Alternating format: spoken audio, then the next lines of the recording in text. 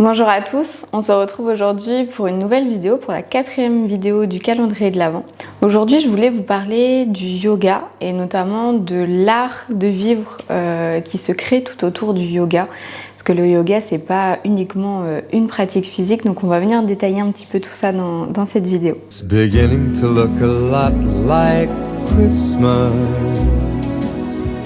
everywhere you go. Take a look at the 5 and 10. It's glistening once again with candy canes and silver lanes that glow. It's beginning to look a lot like Christmas. Toys in every store, but the prettiest sight to see is the holly that will be on your own front door. Donc pour commencer, outre en fait que le yoga soit une pratique physique et aussi une pratique de respiration, c'est pas uniquement que ça le yoga. C'est ce qu'on connaît beaucoup ici en Occident, mais lorsqu'on veut aller un petit peu plus loin dans nos connaissances de yoga et puis un petit peu dans l'histoire et dans la philosophie du yoga, on s'aperçoit que c'est loin d'être uniquement une pratique physique qu'on fait sur son tapis dans un studio de yoga ou alors des techniques de respiration ou de méditation. Ça englobe vraiment beaucoup de choses et dont un simple art de vivre en fait autour du yoga. Donc le yoga c'est vraiment, si on veut vraiment prendre le yoga dans sa globalité, bien sûr on n'est pas obligé, on peut rester juste à l'aspect yoga, pratique physique dans des studios de yoga, c'est déjà très bien.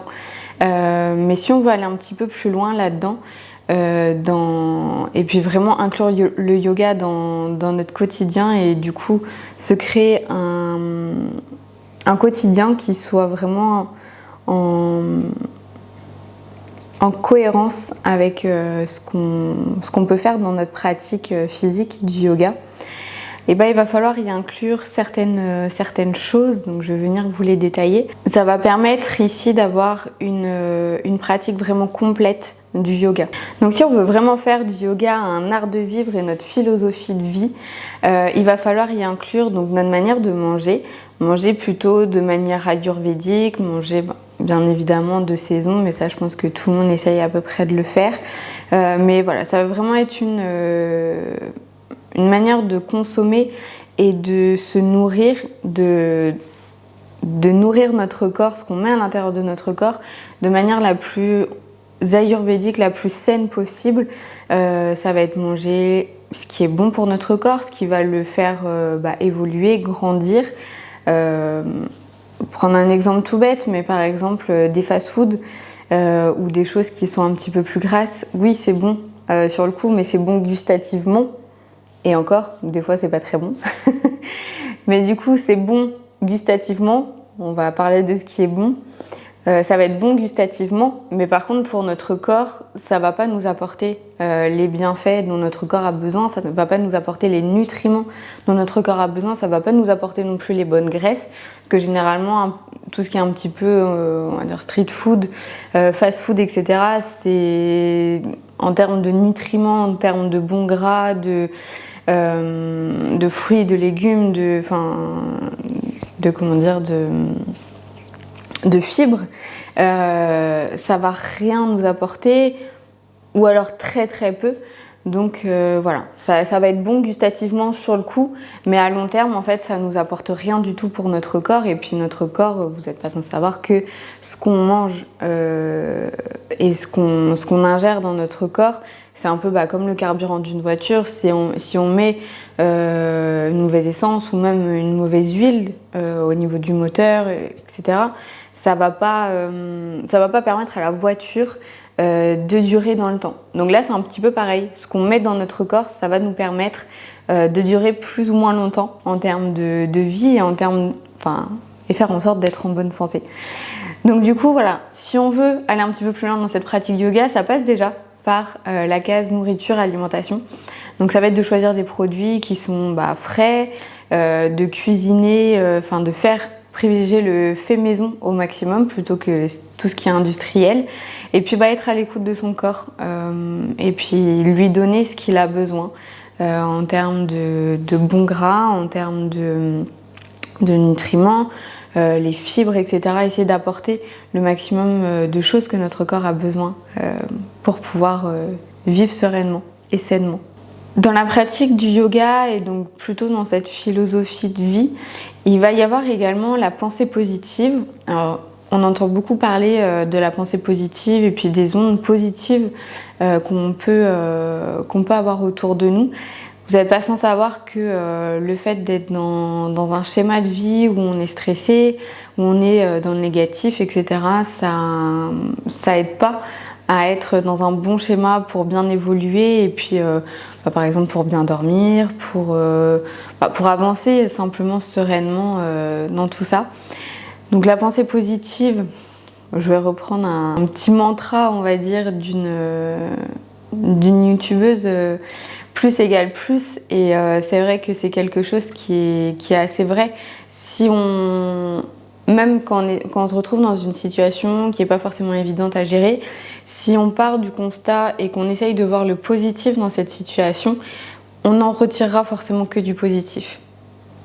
Malgré ce qui se passe autour, malgré que ce ne soit pas forcément l'issue qu'on avait pensé, qu'on avait imaginé ou quoi que ce soit, si on essaye de penser positif, de voir le positif dans une situation qui n'est pas simple, on en retirera forcément quelque chose de positif. On apprendra quelque chose, on pourra en retirer forcément quelque chose et en retirer au minimum une leçon pour refaire les choses peut-être d'une autre manière la prochaine fois.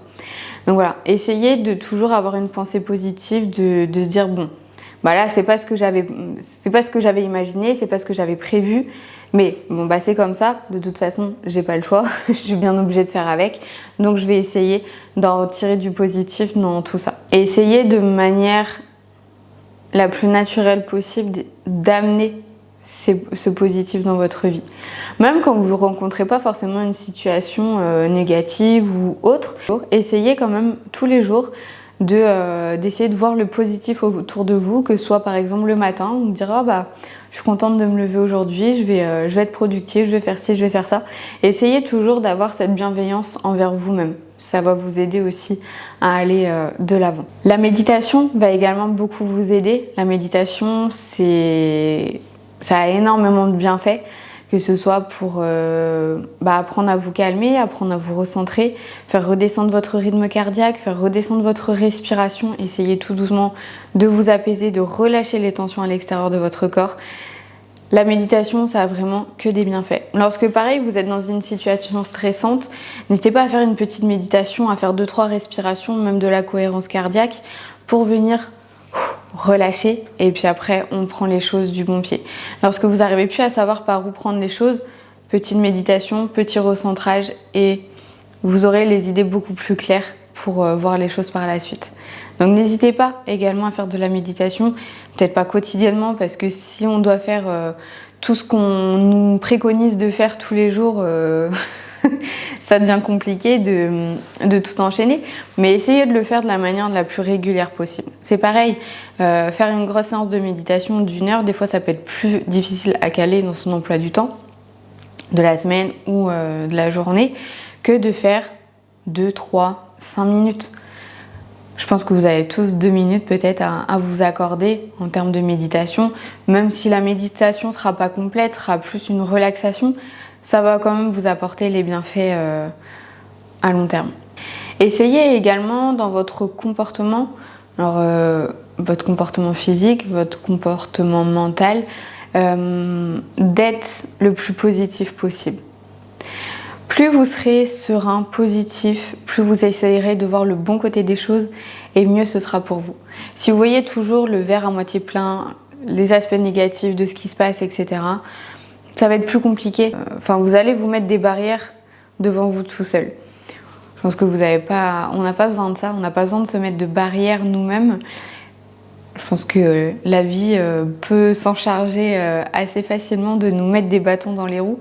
Donc déjà, essayons-nous d'enlever nos barrières pour pouvoir avancer plus sereinement. Vous aurez moins de barrières à franchir pour atteindre vos objectifs et faire ce que vous avez envie de faire. N'hésitez pas également à faire de la relaxation. Donc comme je vous disais tout à l'heure, soit méditation, soit relaxation en fonction du temps que vous avez devant vous. N'hésitez pas à faire après chaque petite séance de yoga, même si c'est une séance de 5 minutes de yoga, faites une petite relaxation d'1-2 minutes. Faites aussi de la cohérence cardiaque, ça peut vous aider. Si vous avez du mal à rentrer un petit peu dedans, que vous êtes un petit peu trop speed. Moi je sais qu'il y a des jours où voilà, c'est à 1000 à l'heure, il y a plein de choses à faire. Je sais que la méditation, j'y arriverai pas parce que j'arriverai pas à canaliser mon esprit. Voilà, c'est pas parce qu'on est prof de yoga qu'on est forcément pareil, entre guillemets surhumain et qu'on arrive à faire tous les jours. C'est pas vrai. Et le fait, moi, de faire de la cohérence cardiaque, par exemple, ça m'aide beaucoup. Parce que ça va venir canaliser mon esprit. Alors je peux le faire, j'ai une montre connectée, donc je peux le faire avec ma montre. Vous pouvez aussi vous mettre, je sais qu'il y a des applications ou même des musiques qui se calent par rapport à la cohérence cardiaque. Donc n'hésitez pas à trouver le moyen qui est le plus adapté pour vous pour faire cette cohérence cardiaque, parce que je trouve que ça aide beaucoup. Il y a cet aspect physique qui nous rappelle, genre là faut que j'inspire, là faut que j'expire. Et donc quand on a du mal à canaliser un petit peu notre cerveau, je trouve que le fait d'avoir un petit peu ce tempo qui nous force à garder le rythme, ça aide mon cerveau à rentrer dedans. Et puis après, une fois que la cohérence cardiaque est terminée, des fois je peux rester un petit peu pour une méditation parce que justement j'ai réussi à me calmer. N'hésitez pas également à écouter de la musique. Alors c'est quelque chose que je fais depuis peu. Enfin, j'écoute en général quand même assez régulièrement de la musique, mais là c'est vrai que ces derniers temps j'en ressens un petit peu plus le besoin. Donc je m'écoute, faut aussi apprendre à s'écouter, ça fera l'objet d'une prochaine vidéo. Mais apprendre à s'écouter, donc en ce moment je sais que j'ai besoin d'écouter de la musique ou des podcasts, peut-être de lire un petit peu moins, mais d'écouter de la musique. Et pareil, écouter de la musique qui soit un petit peu... de la musique déjà que vous aimez. et puis n'hésitez pas à écouter de la musique qui peut vous apaiser. Je sais que le soir j'aime bien et toutes les nuits je dors parce que... des fois j'ai du mal à m'endormir ou à calmer mon esprit pendant que je dors. Donc j'aime bien dormir avec une musique alors soit des fois avec les bruits de la mer, des bruits blancs, un petit peu comme les enfants, comme les bébés, ils aiment bien les bruits blancs. J'aime bien écouter ce genre de choses, ça me permet vraiment de m'apaiser, de me calmer et puis de rentrer dans un sommeil qui est assez profond pour la nuit. Sinon le matin j'aime bien me réveiller avec des musiques assez rythmées. Pareil, ça peut être des musiques dans le style du yoga, mais pas que. Je ne vis pas que autour du yoga non plus. Donc écouter de la musique, ça va vous permettre de réveiller un petit peu vos sens aussi. Faut pas hésiter à chanter si vous avez envie de chanter, si vous aimez bien chanter. Ça réveille également la voix. Le fait de chanter en fait et d'écouter de la musique, ça crée des vibrations à l'intérieur de votre corps. Et ça va venir tout doucement, alors que ce soit le matin, le soir, rééquilibrer un petit peu vos énergies et rééquilibrer aussi l'eau qu'il y a dans votre corps. Parce que du coup, notre corps est quand même composé en grande majorité d'eau. Et en fait, les vibrations, vous n'êtes pas sans savoir qu'avec les vibrations, vous avez déjà dû voir ça, le mouvement de l'eau avec les vibrations. Donc le fait d'écouter de la musique et des musiques qui vous plaisent avec des sons qui sont quand même intéressants, ça va venir rééquilibrer un petit peu... l'eau qu'il y a dans votre corps et donc vous rééquilibrer vous aussi et bien vous inscrire dans votre journée ou dans la nuit. Et également, il ne faut pas hésiter pour rentrer vraiment dans tout cet univers du yoga, la philosophie du yoga, à faire des retraites de yoga. Alors les retraites de yoga des fois peuvent être assez chères, c'est pas forcément donné à tout le monde d'avoir que ce soit en termes de temps, de prix, de faire des retraites de yoga. À la place de faire des retraites de yoga, si par exemple vous n'avez pas le temps ou vous n'avez pas forcément les moyens financiers, puisque ça coûte quand même relativement cher, n'hésitez pas à faire des stages ou des ateliers de yoga qui durent plus longtemps qu'un cours, qui peuvent durer soit une journée, soit 2-3 heures ou une après-midi, une matinée, etc. N'hésitez pas à faire ces ateliers, ça fait comme une mini retraite, mais qui vont vous permettre vraiment de vous mettre dans une bulle, de rencontrer également d'autres personnes et de vous faire progresser sur certaines thématiques. Il y a beaucoup d'ateliers de yoga ou de retraites de yoga qui sont proposées par différents professeurs, par différents studios de yoga, que ce soit à Paris, à Nantes, enfin vraiment dans les grandes villes il y en a beaucoup, dans les petites villes il y en a aussi, je sais. Voilà, donc n'hésitez pas à faire des retraites de yoga, à vous prendre vraiment des après-midi, des journées entières pour faire vraiment une activité autour du yoga. Vous pouvez le faire également autour d'une activité plutôt bien-être, si c'est pas forcément que le yoga, ça peut être aller, je sais pas, par exemple au spa, aller dans des centres où il y a des bains avec sauna, hammam, faire vraiment une activité qui vous fait du bien. En yoga, il y a également des valeurs et des principes à respecter qu'on appelle yamas. Donc les yamas qu'il faut respecter pour être vraiment dans cet esprit de yoga, ça va être la non-violence dans un premier temps. La non-violence envers vous-même, envers les autres. Donc ça équivaut un petit peu à ce que je vous disais un petit peu juste avant, d'être bienveillant avec vous-même. C'est-à-dire que déjà, avant d'appliquer ces valeurs et ces choses-là aux autres, appliquez-les à vous-même déjà, donc essayez de ne pas être violent envers vous-même, donc c'est-à-dire ne pas être trop négatif, vous dire je suis assez, ce que je fais c'est bien, enfin voilà, essayez d'être vraiment positif envers vous-même et vous le serez plus naturellement envers les autres également. Dans les yamas, il y a aussi dire la vérité. Donc dire la vérité, c'est pareil, dire la vérité pour vous. Dites-vous quand vous êtes satisfait, dites-vous quand vous n'êtes pas satisfait de ce que vous faites, de ce que vous avez fait, de ce que vous avez dit, etc. Donc déjà, soyez en accord avec vous-même et dites-vous la vérité.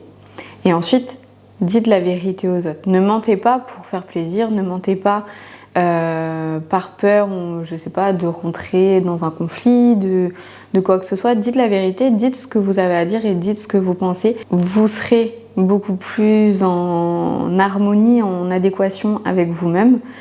Vous aurez moins de regrets, je pense, à dire ce que vous pensez, ce que vous avez à dire. Et les personnes en face de vous à qui vous pouvez dire ce que vous pensez, votre vérité, peut-être qu'elles le prendront mal sur le coup, ça peut être le cas, mais comme ça peut ne pas être forcément le cas, peut-être que ça va leur permettre de eux réfléchir aussi de leur côté, peut-être que ça va leur faire du bien d'entendre ce que vous avez à dire, mais ne mentez pas parce que généralement ça mène à rien du tout. Et le jour où la personne découvre réellement ce que vous pensez, des fois ça peut peut-être plus faire de mal et se dire mais pourquoi tu me l'as pas dit avant? Donc dites la vérité, je pense que ça vous épargnera certains soucis par la suite. Dans les yamas, il y a également ne volez pas. Alors du coup, ça paraît quand même assez logique. On est en France, donc je pense que c'est un principe qui est assez commun. Mais bon, ça ne mène à rien de voler, donc ne volez pas. Il y a également ne surconsommez pas. C'est-à-dire, si vous n'avez pas besoin de certains objets, ne l'achetez pas, ne le prenez pas.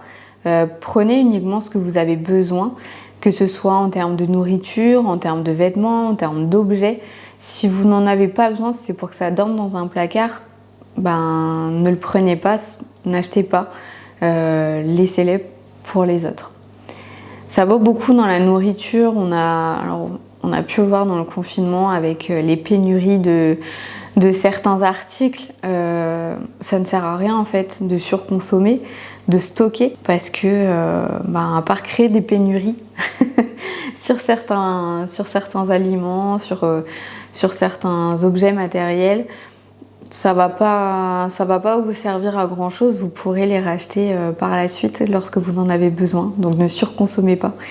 Essayez de voir si vraiment cet objet-là vous en avez besoin et auquel cas achetez-le, mais si vous n'avez pas besoin, ça sert à rien de l'acheter et de le stocker chez vous. Et ensuite les deux yamas qui sont présents dans le yoga, c'est la fidélité et l'engagement. Donc la fidélité, c'est d'être fidèle envers les personnes, envers vous-même également. Et lorsque vous engagez, maintenez vos engagements. C'est-à-dire que si vous engagez à, aider votre voisin par exemple, allez l'aider. vous en serez content, il sera peut-être content, ça lui rendra peut-être service, donc allez l'aider. Lorsque vous vous engagez, essayez de tenir au maximum vos engagements, à part si vraiment par la force des choses vous ne pouvez pas. Malheureusement vous ne pouvez pas, mais essayez de tenir vos engagements lorsque vous vous engagez. Essayez de ne pas vous engager juste pour faire bien.